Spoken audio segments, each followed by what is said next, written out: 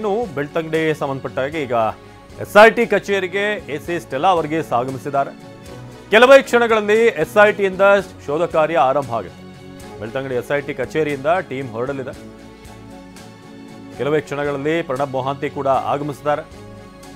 So ಇವತ್ತಿನ point ಯಾವುದು 13, 14 ಅನ್ನೋದು ಇನ್ನೂ ಕೂಡ ಪ್ರಶ್ನೆ ಆಗಿ ಉಳ್ಕೊಂಡಿದೆ.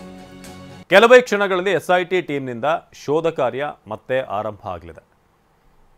ಸೊ ಕಳೆದ ಹಲವಾರು ದಿನಗಳಿಂದ ನಡೀತಿರುವಂಥ ಒಂದು ಎಸ್ಐಟಿಯ ತನಿಖೆಯಲ್ಲಿ ಸದ್ಯಕ್ಕೆ ಉತ್ಖನನ ಕ್ರಿಯೆ ಏನಿದೆ ಅದನ್ನು ನಾವು ಗಮನಿಸ್ತಾ ಇದ್ದೀವಿ. 13ನೇ ಪಾಯಿಂಟ್ ಆ್ಯಕ್ಚುಲಿ ಸೀರಿಯಲ್ ಪ್ರಕಾರ 13ನೇ ಪಾಯಿಂಟ್ ಇವತ್ತು ಅಲ್ಲಿ ಮಣ್ಣು ಅಗೆಯುವಂಥ ಕೆಲಸ ಆಗಬೇಕಾಗಿದೆ.